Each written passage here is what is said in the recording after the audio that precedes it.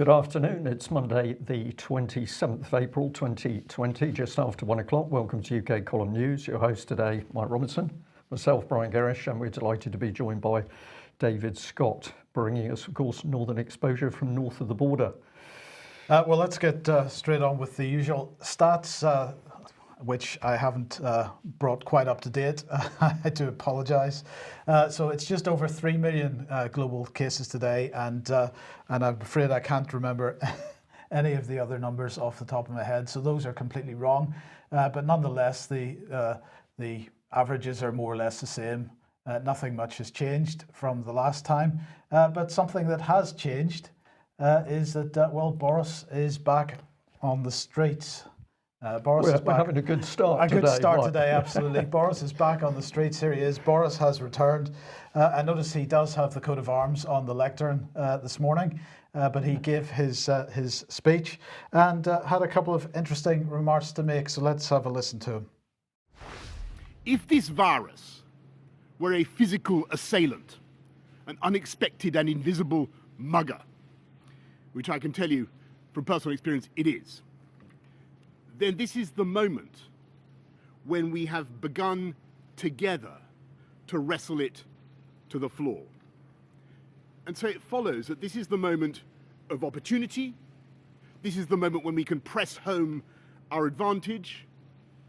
It is also the moment of maximum risk, because I know there will be many people looking now at our apparent success and beginning to wonder whether now is the time to go easy on those social distancing measures. And so I know it is tough, and I want to get this economy moving as fast as I can, but I refuse to throw away all the effort and the sacrifice of the British people and to risk a second major outbreak and huge loss of life and the overwhelming of the NHS. And I ask you to contain your impatience, because I believe we are coming now to the end of the first phase of this conflict. And in spite of all the suffering, we have so nearly succeeded. So there you go. We think in the UK column here that perhaps we need to stop calling it a lockdown and call it a lock-up instead. Well, it is a lock-up. We are locked up in our own homes, Mike. It is a lock-up, and the use of lockdown was just to try and just give it a bit of a nicer space.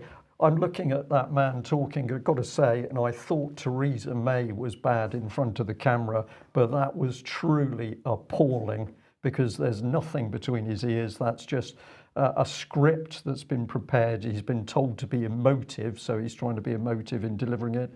But what's he telling us? That we're going to stay locked up, I think. We're staying locked up. But, well, since I completely messed up at the beginning of the programme, let's bring David Scott onto this programme. And David, what were your thoughts on that? Because, again, bringing in the sort of wartime rhetoric and language, but I wasn't clear whether he was speaking to the general public or whether he was speaking to his fellow global elites when he was saying, we've got this brilliant opportunity and we're nearly there, we're nearly over the line.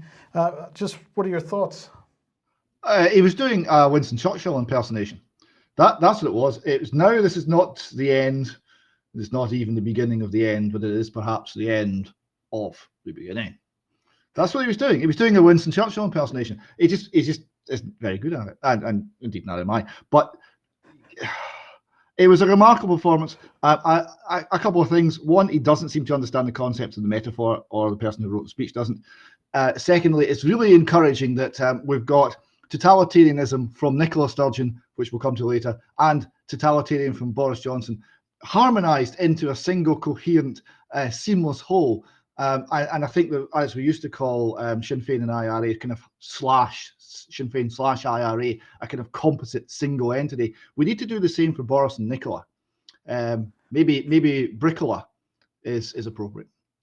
Okay. Well, look, let's move swiftly on. And well, if on Friday then we were highlighting Euromomo's bright and shiny new website because, of course, they have had so much attention recently that they're pretty poor website, previous website they clearly felt needed to be updated.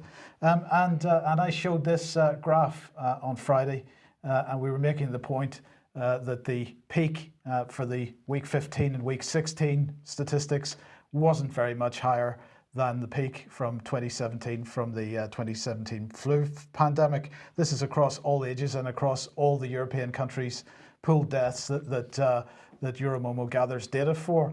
Now, within a couple of hours of that program on Friday afternoon, Brian, apparently they went back and updated their data. So this is the new graph, and as we can see, the peak is significantly higher than it was at 1 p.m. Well, I think it was 11 p.m. on Friday when I took the screenshot. So what has happened in the meantime? Well, what's interesting is that they seem to have updated week 14 and week 15 data. Week 16 seems to be roughly where it was before, and so it seems to be a lot worse. But one of the points that we made, or didn't make on Friday, that should have been made really was, of course, what that peak shows is we're past the peak. No matter how high the peak is, we are past the peak according to that. Now, the other graph that we showed, and similar thing has happened, was this one showing the excess deaths. And we were making the point that the excess deaths for 2020 were still below those of 2018. Well, apparently now they're not. They're higher. So there we go. That is the update that Euromomo made after the program on Friday. I thought we would have a look then at the country statistics this morning, this afternoon. And just looking at some of these countries, Brian, we can see that not every country has had the same experience, and it's quite interesting to look at this. Austria, for example, as we can see on the right-hand side there, has had no peak at all. Belgium clearly passed the peak. As we scroll on down, Denmark and Estonia didn't have any peak at all. Finland had no peak. France had a peak, but passed the peak. Germany, Hesse, no peak. Greece, no peak. Let's head on down to Italy. Italy obviously has had a peak, but we're past it. Luxembourg, not really very much of a peak there at all. And we keep on going. Netherlands had a bit of a peak, and we're past it again. And Norway, no peak at all. Spain and Sweden both passed their peaks. But then we come to the UK. Well, England apparently isn't past its peak, according to the Euromomo stats from this morning. Northern Ireland absolutely past its peak, and for Scotland and Wales, the same situation. There was a peak in excess mortality, but we're past it. So it really only leaves England as the outlier, and the question then is why? Let's remind ourselves about this particular graph showing the Office for National Statistics data. And that seems to show a very similar picture to the picture that Euromomo shows for excess deaths. But of course, as we were pointing out last week, it isn't the whole picture, because actually if we draw on the line for COVID-19 deaths, or rather deaths which are attributed at this point to COVID-19, we see that there's a significant excess mortality which is not COVID-19 related. Well, the BBC has been commenting on this. This is their coverage of it. Coronavirus plea for public to get medical care when they need it. And they're saying people should seek medical care when they need it and not be put off by the coronavirus epidemic, say doctors, charities and health service. And that's because, of course, people are choosing to die in their beds because they'd rather not go to hospital. I mean, we know this is happening. But this is the most disgraceful piece of propaganda, in my opinion, because what it's doing is pushing the blame for the excess mortality onto people and people's decision not to seek medical help rather than the lockdown. Right, and that's what this headline is all about and what this article is all about. The Telegraph echoed that. 2 new waves of deaths are about to break over the NHS, new analysis warns. And they're talking about eclipsing the carnage wreaked by the virus itself. Excess deaths, a second wave already breaking. It's made up of non-coronavirus patients not able or willing to access healthcare because of the crisis. Again, no blame on the lockup. it's blaming individuals for not going and seeking medical help for whatever reason. And they're making the point that there are in total approximately 10,000 of these excess non-coronavirus related deaths, running at around 2,000 a week. Well, it's not just the UK, so we'll highlight this. Researchers in Austria saying that more people died there in March from untreated heart attacks and from COVID-19. So it's not just the UK, admittedly, but nonetheless, the coverage here is as it is. And then we have this appearing this morning. I've seen a couple of people in the chat box talking about this. This is a rising number of cases presenting to children's ICU with multi-system hyperinflammatory state, overlapping features of toxic shock syndrome and atypical Kawasaki disease. Bloods consistent with severe COVID-19. Now, the narrative that's being built here is that children are therefore susceptible to COVID-19, but actually when you look at this in more detail, you find that the children that are presenting to the intensive care units, some of them have positive responses to the COVID-19 test, some negative responses to the COVID-19 test. And the medical advice that we've had is that, okay, the tests aren't reliable. They may not, this has probably got nothing whatever to do with COVID-19 infection. It appears to be, or it appears like Kawasaki disease. And Kawasaki disease is normally well treated and resolves if detected in time, but the disease presentation worsens if delayed. And so therefore this again could be indication of delays caused by the lockdown, and then people presenting to ICU with much more severe symptoms than they otherwise would have had if the lockdown had not been in place. So, you know, this looks like it's being hyped up in the media today as being an indication of perhaps a new version of COVID making an appearance and perhaps something else to be particularly scared or worried of. But in fact, it looks like it's more likely to be more lockdown effect. We're seeing no proper investigative journalism, Mike, apart from UK column and other social media reports. So the BBC's not doing any proper investigation into what's happening. It's just the sound bites and the propaganda. And so we need to keep going. Absolutely, and I would say just on that part, you'll be coming onto an Off Guardian article later. I think they are also doing some pretty spectacular work on this at the moment. Yes. Well, let's just pop this up on the screen. And basically, it's clear that the British government and the BBC, which we're calling the propaganda arm, does not want us to pay attention to any COVID-19 information coming from friends, family, and contacts. So why would the UK government be so scared of people communicating directly with each other? Well, let's put a little bit of friends and family and contacts information on screen, and there's tons of this coming into the UK column. So this is from a source inside a major county Devon hospital. The COVID ward is letting go of desk admin because it's just not busy enough. So staff will be retasked, moved to another department where there's more demand. And we'll just give you one more. This is from the Derry area in Northern Ireland. Consultants in specialities with waiting lists of almost 2 years standing in half-empty wards. The figures at the end of last week for the North were roughly 1,300 beds occupied and 1,900 beds empty. In Dublin, 60 appointments were offered for cancer checking colonoscopies.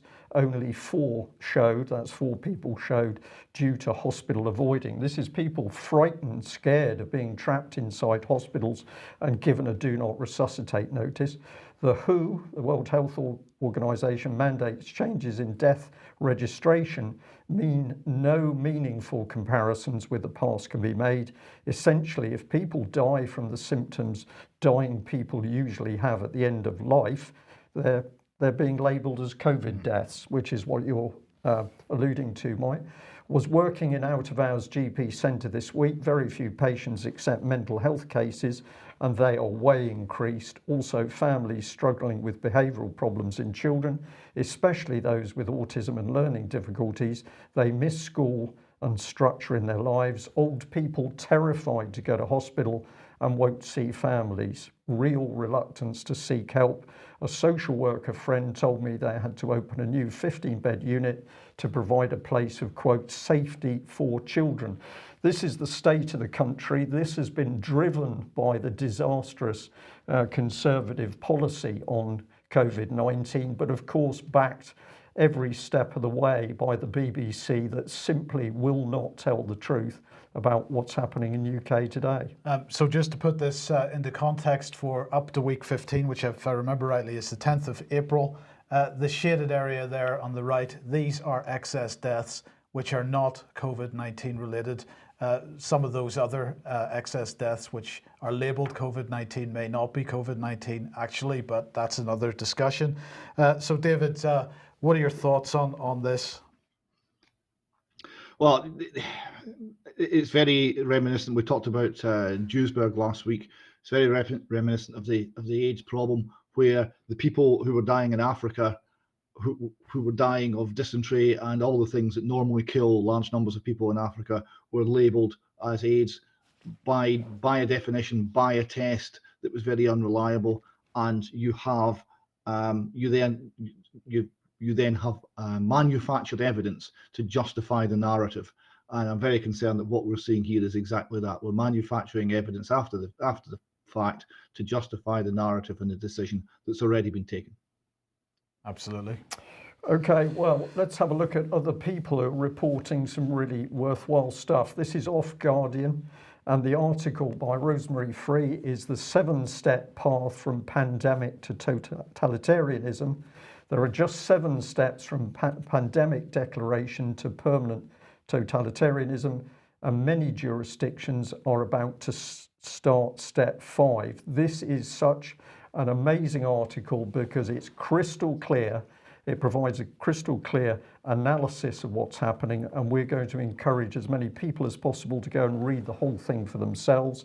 But if I just bring a little bit on screen, step 1, they identify a new virus starts and spreads around the world. The World Health Organization declares a pandemic, and then on the back of that come all the international agencies and the public health officials, all giving the same message.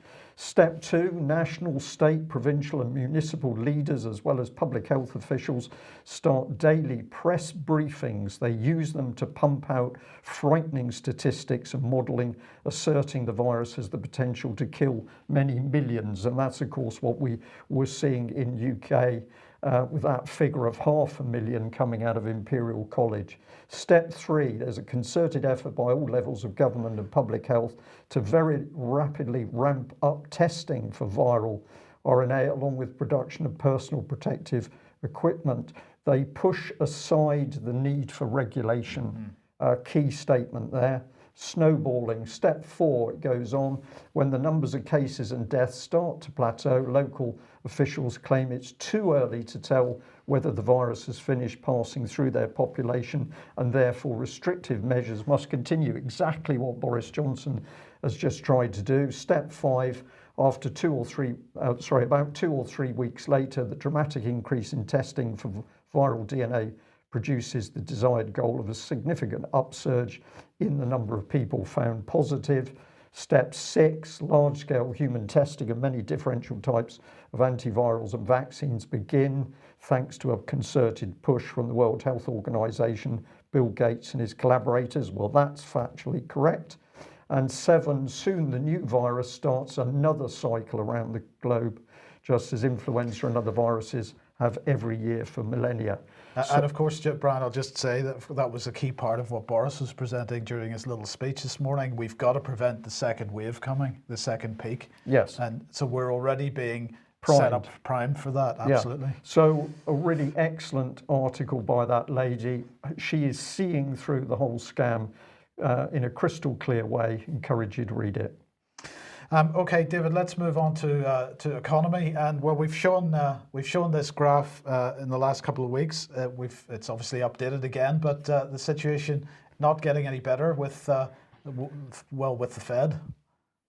The Fed's still printing money. This is the Fed balance sheet expanding as they buy pretty much everything. They're buying government bonds, they're buying junk bonds, they're buying mortgage bonds, they're buying absolutely everything. and it's 205 billion of purchases in the last week, on top of 285 billion the week before, and something over 300 billion the week before that. So yeah, plenty of money being pumped into the system. So if you're in the financial sector and you're well connected, you're probably going to be okay. If you've got an ordinary job and you're actually producing something real, maybe not. The Bank of England, they're alerting us to a little bit of, well, we don't have enough inflation, you see, because times are hard and people are struggling to make ends meet. So we want things to be more expensive. I can't quite follow the reasoning there, but they're showing that the inflation target is coming down. It was 1.6, 1.7 the last time we looked at this. Now 1.5%. Obviously, if you shut the entire economy down, there's a huge deflationary gulf which was created. That's now starting to show in the figures, and of course there'll be major amounts of money printing going on to try and fill that with fake money and not real economic activity. Yeah, well, indeed, but it's a bit analogous to what Priti Patel was doing on Saturday. Priti Patel, the Home Secretary, of course, during the live stream on Saturday, she was very excited that there had been a massive fall in shoplifting. The fact that all the shops are shut, it's the same kind of thing where we've got a fall in inflation. The fact that there's no economic activity going on may have something to do with that. And of course, that figure will have been before we started seeing such falls in the oil price, for example, David. Well, exactly so. And if that figure starts to go very heavily negative, you'll see the bank respond in all sorts of irrational ways, which will be more quantitative easing, more money printing, more buying of assets to keep asset prices high, and to prevent the things which everyday people need becoming more affordable, like homes. So that's the role the bank will be fulfilling. Now, it's not the only role, however, they're fulfilling. This next one was announced some time ago. It was on the 9th. But we haven't covered it so far. I thought we should just catch up on this. The Bank of England to directly finance UK government's extra spending. The move allows ministers to spend more in the short term to combat coronavirus without tapping the gilts market. So this is naked money printing, creation by the Bank of England, and spending. So we're monetizing our debt, but it's only temporary. The Financial Times goes on quite interestingly here. So the UK has become the first country to embrace the monetary financing, that's just printing bits of green paper and paying for the government, monetary financing of government to fund the immediate cost of fighting coronavirus, with the Bank of England agreeing to a Treasury demand. So let's remember, Bank of England, now that means it's no longer independent, Treasury demand to directly finance the state's spending needs on a temporary basis. The move allows the government to bypass the bond market until the COVID-19 pandemic subsides, financing unexpected costs such as job retention scheme, where bills will fall due at the end of April. So we're nearly there. Although the Bank of England Governor Andrew Bailey opposed monetary financing earlier this week, Treasury officials felt that it was best to have the insurance for central bank loan to finance its operations in the short term. Now, this is the Ways and Means Facility, which has been pegged for the last decade. The Ways and Means Facility is essentially an emergency overdraft that the government has with the Bank of England. It's been pegged at 370 million for the last decade or so, and the current limit is, well, there isn't one. It's unlimited. It's infinity, or perhaps beyond. There was a Bank of England press release, which was a little bit different in tone on this. They said the Ways and Means Facility, as a temporary measure, will provide short-term source of additional liquidity to the government. It's not quite the same spin that the Financial Times are putting on it. If it's needed to smooth cash flows and support the orderly functioning of markets through the period of disruption from COVID-19. So there we go. That's what we're doing. We're just smoothing cash flows. We're not just printing money and paying for the government. Well, we are, but we're not going to admit that. We're just smoothing cash flows. But one of the other interesting things is, they seem to be a little late on it, but the information today was that the last date of published information, which was the 22nd of April, no money had actually been spent from this source. It was still sitting at 370 million. So the government have an unlimited overdraft, but apparently not yet dipping into it. So that's quite interesting. This next one here is just a little follow-up to the shenanigans in the oil price market. where Kyle Bass, the hedge fund manager and now American patriot, with a very sharp saber pointed in the direction of China, he's showing that not only is there no place to store the oil in America and the price is crashing, but there's 50 million barrels of oil on very large crude carriers currently at sea heading straight for America, and it's all going to get there the next month. So he's wondering how low the price of American crude oil will go in June, which seems a good question. So lots of interesting stuff in the markets. And one final thing on monetary matters, the corporation tax and tax in general. The HMRC is not doing enforcement, and corporation tax. The move has been to essentially provide a 3-month hiatus on paying corporation tax to any business which requests it. So effectively, corporation tax has been suspended for all practical purposes. So tax revenue collection has been suspended. The government is not yet using its unlimited overdraft facility at the Bank of England, and the 10-year gilt market has actually gone down. So there doesn't seem to be any borrowing through that means going on. The government is currently getting 10-year gilts at less than 0.3%. So my question is, if we're not borrowing, we're not printing, and we're not taxing, where's the government getting the money from?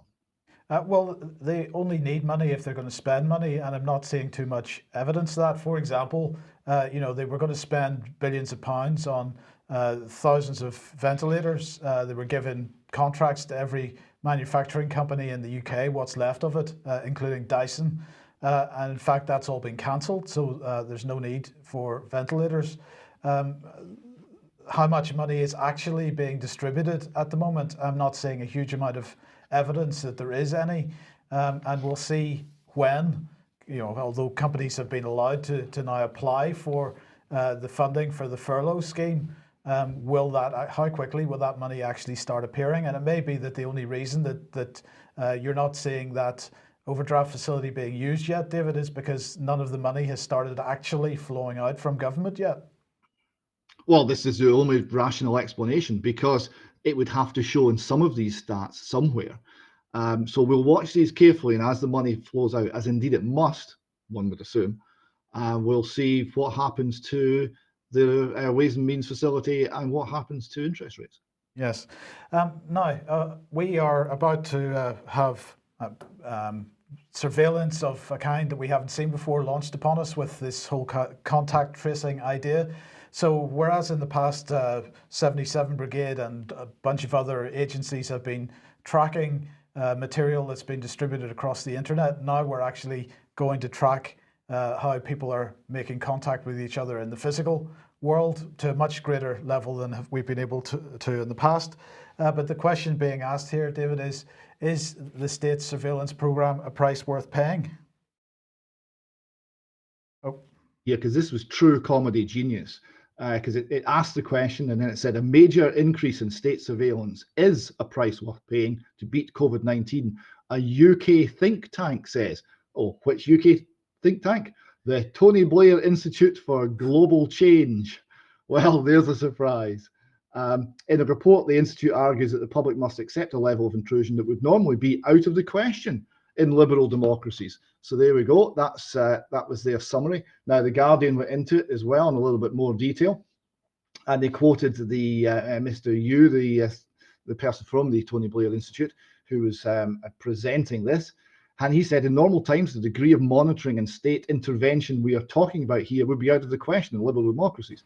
But these are not normal times, and the alternatives are even more unpalatable. This is quite different from the traditional debate about whether confronting security threats to our way of life merits sacrificing the values of freedom and privacy that define us. COVID-19 is not an ideology, and rebalancing the contract between citizens and the state to take advantage of the capabilities of new technologies is not capitulation. As a result, government should consider a number of interventions that might normally cross the line. Now, the first question is, what line is he talking about? He's talking about the line between lawful and unlawful. He's talking about the line that's called the Constitution. That's the line he's talking about crossing. He goes on later on to say for some things, well, we might have to go and get some legislation done. But for most of it, he's talking about just doing it. And this strange thing we're seeing, well, it's not like a war. We're not capitulating. We're giving up our freedom, but we're not capitulating. It's confused thinking. We are capitulating. We're capitulating to our own government. And I was just going to say, indeed, but the idea that COVID-19 is not an ideology, it's quite clearly an ideology because it's not based in any reality. Well, this is perfectly correct. This is what we're dealing with here. Is the mania, is the scare, is the fear, is the media generated panic. It's not actually the reality. We're constantly reporting on the reality, and the reality is very similar to seasonal flu 2 years ago. That's the reality. And so the response is completely disproportionate. So we're not dealing with the actual physical disease or a group of physical diseases. We are dealing with an ideology. We're dealing with a belief system working its way out. Okay, well, let's delve in a little bit deeper. UK Column gets a lot of information from people that comes through to us in all sorts of ways. Sometimes we get information from people who claim they're whistleblowers. We have to be very careful with that information because we have to ensure that we protect those people doing what they're doing, but also what is the provenance of the information. But it's very interesting, in the last few days we had some fascinating contact, and we're basically given some pointers in relation to 77 Brigade. Now, we can't say these are 100% accurate. We're going to give them to our viewers and listeners as we have received them, and then I think there's some interesting questions to be asked. But let's have a look at comment on 77th Brigade received from unidentified whistleblower claiming former links with the operations. So 77 Brigade set up with much internal Army, MOD and Cabinet fanfare as an Army information warfare unit to defend against external threats. And what was pushed was that this was Russia initially, but later came UK internal security threats, such as those challenging government and policies and presenting a danger to the UK. The person said we were mega puffed up as the cream. So I think this is made to feel good and important in the setting up of the unit. Highly structured, secretive operations with rooms within rooms on top of the need to know system. Regular Army personnel and reservists increasingly sidelined as the organisation expanded via the Cabinet Office and links with outside agencies such as Google, Twitter, Facebook and other unknown agencies. Influx of IT geeks, that was the words used, with unknown professional background and provenance. So these people appeared, but nobody really knew who they were. Adoption of informal, unmilitary operational conduct and staff relations. So in cases, things became overly casual, relaxed and friendly, and it was as if the gang had been created of mates. It went on, regular Army personnel largely barred from the inner sanctum except for the top few. Surveillance of public, private, social media sites and comment expanded into ever-increasing areas of 77 Brigade or state interest. We need information on this person or that group. No information about why need to be given, just do it. Breakdown in professionalism in a laddish, geeky way. It's fun to spy on people and it's a bit of a laugh. We get a power kick from it. Increasing sense that under the fun layer, the organisation was sinister and becoming threatening to people. Questioning of 77 Brigade role and ethics was described as a big no-no. If you got near that, you were in trouble. So we're going to ask who regulates the spying activity of 77 Brigade on the UK public, or are these people totally unaccountable and outside the law? And I think that's the key question. And I'll just put up that we've tweeted out, this is the claim by 77th Brigade influence and outreach, but really what they're talking about is influenza. That's a dig at the grab for power from COVID-19, and they're certainly operating beyond authority. And Mike, to back up your Tony Blair information there's BBC News pushing Tony Blair, coronavirus, state surveillance, a price worth paying. So we're going to say to the person who was brave enough to provide the information, thank you very much. We'll also say to our viewers and listeners, we can only tell you what we were given. Please do all the checks you can to verify the accuracy of that information.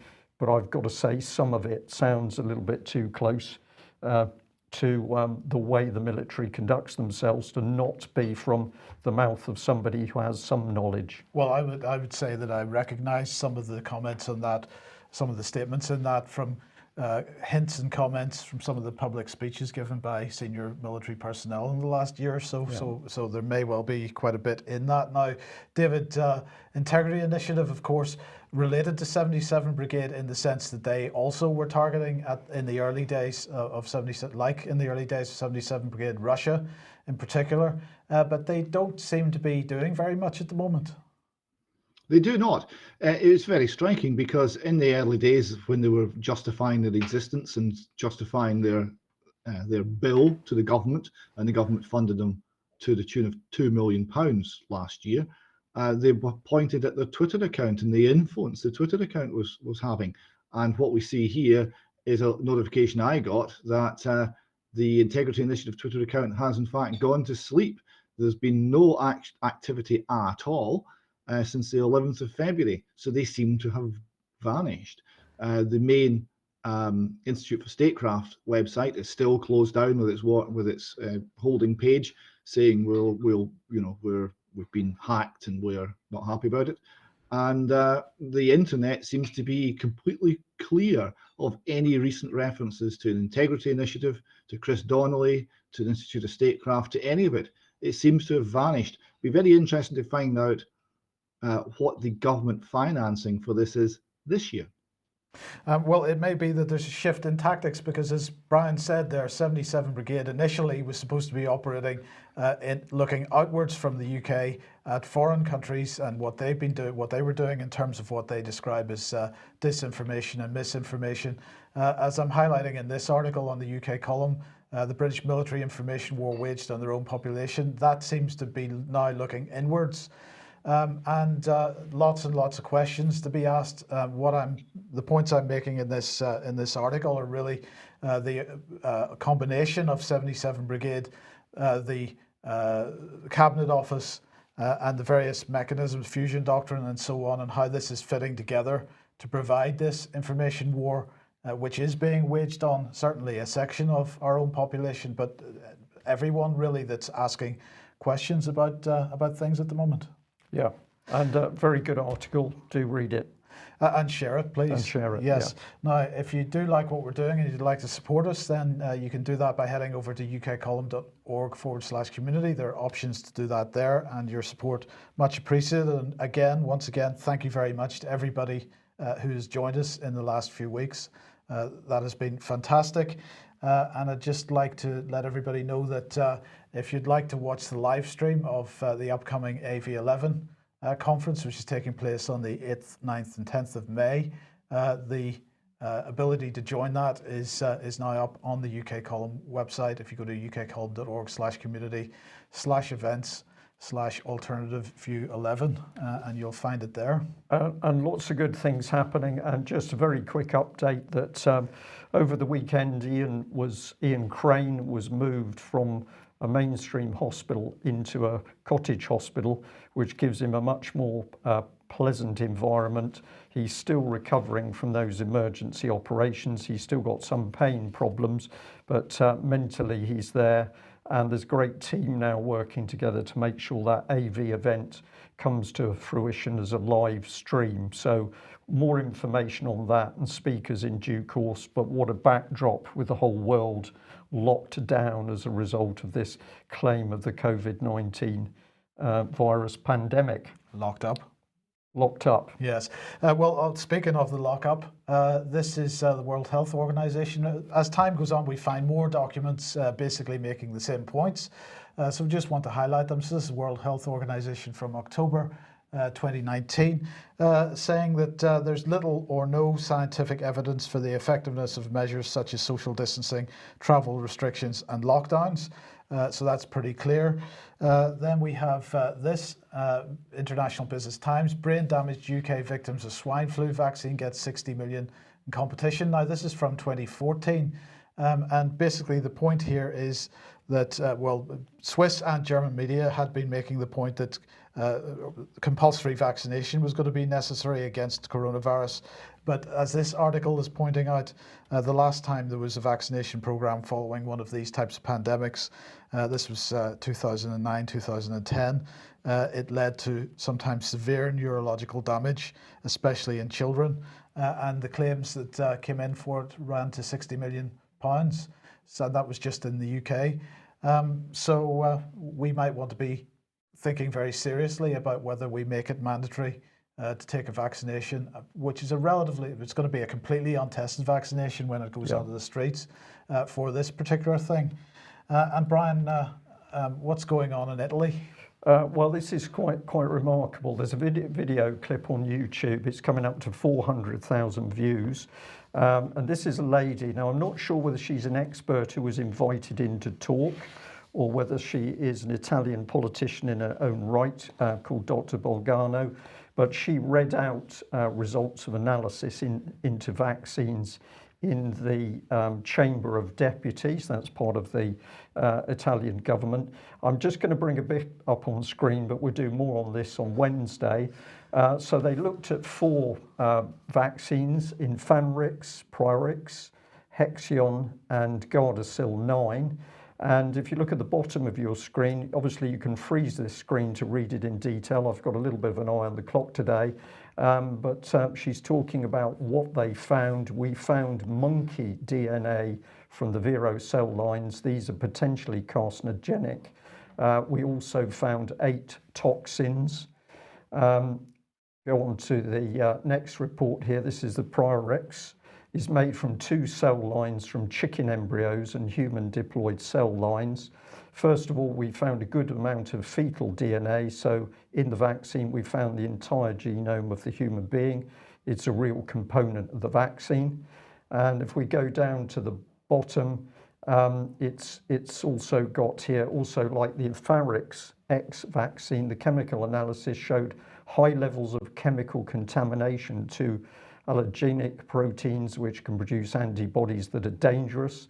The chemical substances that, like Infanrix vaccines, come from contamination of the ingredients. We found herbicides that maybe come from the eggs of the hens who ate these, and maybe other production lines. These were not trace amounts. And in the documentation I've got here, Mike, off screen, they're also referring to one of the other vaccines, and I'll cover this on Wednesday, but it says we found human and rat DNA, probably from contamination of the primary ingredients. Now, what is so amazing about this report is that the person who did the transcript for us has actually worked in the medical sector in Italy, and said that the divulging of this information inside the parliament produced an amazing backlash. So the truth, immensely powerful. David, what's going on with Nicola? This is her response to the COVID-19 crisis. We're all wondering, Mike, what's going on with Nicola, but here is what she's saying. Here is an opportunity to see Scots' lives put back together differently, and to see a new way of doing things. The chance to think together and work together, and to decide the kind of Scotland that we want. So just, that's all collective thinking, right? Who is the we that want this new form of Scotland? Well, it's the SNP, the Scottish Government, and their supporters who have that particular political viewpoint. It's not the people of Scotland. The people of Scotland are irrelevant.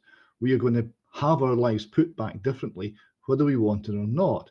Now, the next quote is just for you, Brian, this one.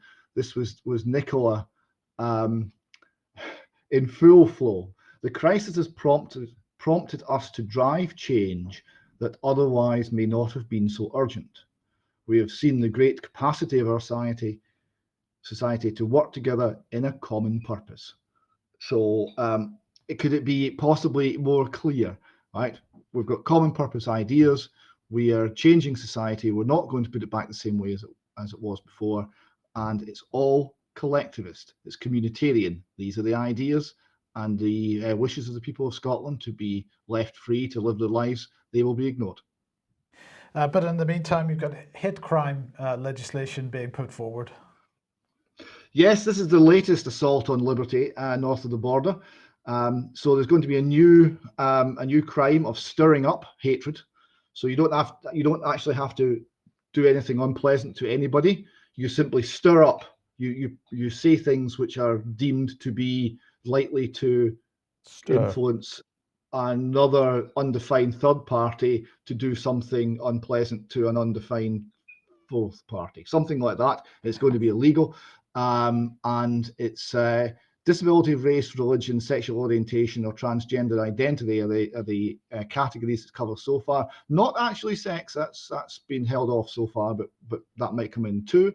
The Conservative Woman has an article on this from Neil Linden, titled "The Hate Crime Tyranny of the Sturgeon Taliban." I rather like that title. And they describe here how the Hate Crime and Public Order Bill aims at countering the stirring up of hatred towards people who share the characteristics of race, religion, sexuality, specifically those who group themselves under the LGBT umbrella. No definition is given of the words stirring up or hatred that might constitute in legal practice, but they appear to mean henceforth that it will be a crime to say anything that will wound these people's feelings. So once again, we had the named person legislation, which was all about well-being, which was never defined. Now we have hate crime legislation, which is all about hatred and stirring up, which is not defined either, which means it will be entirely at the whim of whichever official you happen to come across. But that's okay. But you've got a framework for decision making, so there must be some rules about it. Well, this is how we're going to get out of COVID-19. So Nicola's on the case. Now, there's 7 sections to this. The middle section is just words that really doesn't say anything. But section 1 says we will act in accordance with our values. Whose values? It's the Scottish Government's values. If you're, for example, religious and you think that killing the unborn in the womb is not in accordance with your values, then sorry, you've got the wrong values. These are not our values. By our, they mean the government. It's all top down. The section 7 is about renewing, adjusting to the new normal of living with the virus. So it's not just going to go away. We're going to live with it. It's going to be our neighbour. It's going to be our friend forevermore. We're going to have a new normal to live with the virus, unlike every other seasonal flu, which goes away around about the start of May.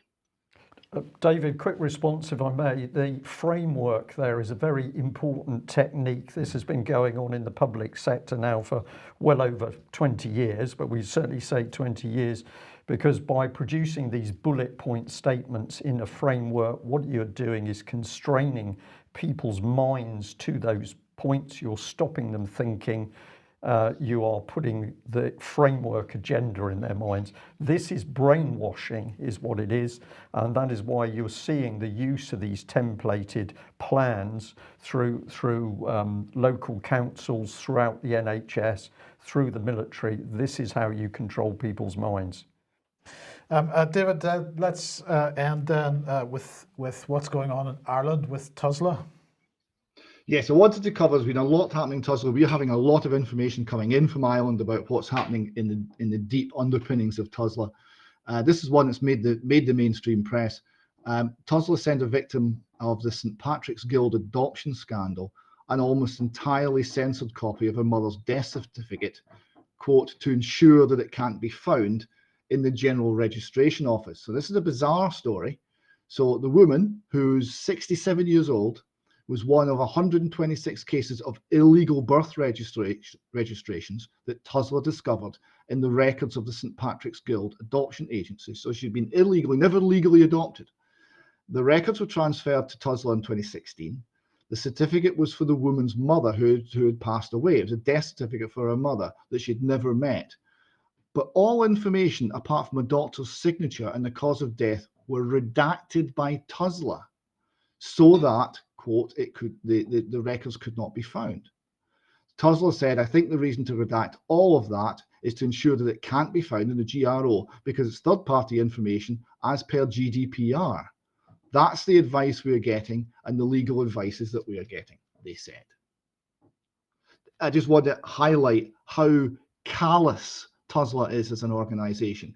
They've got someone who's 67, never met a mother, having been illegally adopted. They send her mother's death certificate and they redact all of the information, including names, the lot.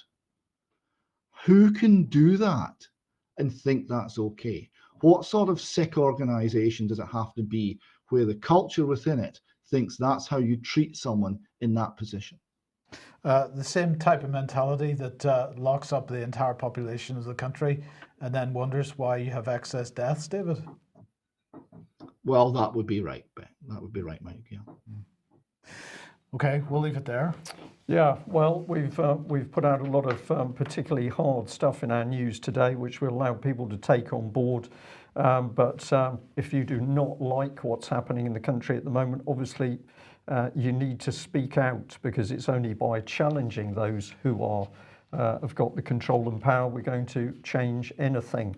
We'll leave you to think about that. Thanks very much for joining us, David. Thank you. We will be back at the same time on Wednesday. Bye-bye. Bye-bye.